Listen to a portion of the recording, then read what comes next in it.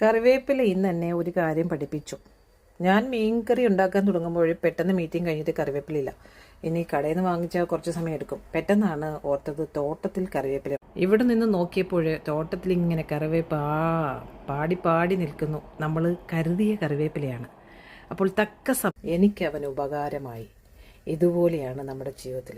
നമ്മൾ ദൈവത്തിന് വേണ്ടി നിൽക്കുമ്പോൾ നമുക്ക് വേണ്ടി കരുതുന്ന ഒരു ദൈവത്തെയാണ് നമ്മൾ കാണുന്നത്. ഇത് ഞാൻ കരുതി വെച്ചതുകൊണ്ടല്ലേ തക്ക സമയത്ത് എനിക്ക് എടുക്കാൻ പറ്റിയത്. എപ്പോഴും ഞാൻ എടുക്കാറില്ല, എമർജൻസിക്ക് മാത്രം. Never give up. നമ്മൾ ഇന്ന് സംഗ്രഹിക്കുന്ന വചനങ്ങൾ, നമ്മൾ ഇന്ന് കടന്നു പോകുന്ന അവസ്ഥകൾ, നാളെ അത് മധുരമാണ്, നാളത്തെ ടെസ്റ്റ് മണിയാണ്, നാളത്തെ എംപവറിംഗ് ആണ്. യുദ്ധാഭ്യാസം കൈകൾക്ക് തരുമ്പോൾ മിണ്ടാതെ ഇരിക്കുക.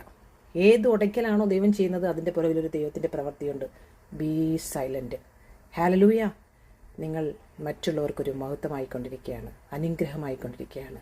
നിന്റെ കഷ്ടം മറ്റുള്ളവർക്കൊരു ചവിട്ടുപടിയാണ് എന്ന് കറിവേപ്പില നമ്മളെ പഠിപ്പിച്ചു. നമ്മുടെ ജീവിതത്തിൽ റേമയാകണം വചനം റേമയാവുമ്പോഴാണ് അത് തക്ക സമയത്ത് പരിശുദ്ധാത്മാവ് നമ്മുടെ ഹൃദയത്തിലൂടെ എടുത്ത് നമ്മളോട് സംസാരിക്കും. നിന്നാൽ ഞാൻ പടക്കൂട്ടത്തിന് നേരെ പാഞ്ഞു ചെല്ലും, എൻ്റെ ദൈവത്താൽ നാം മതിൽ ചാടിക്കടക്കും. ആമേൻ. Never give up.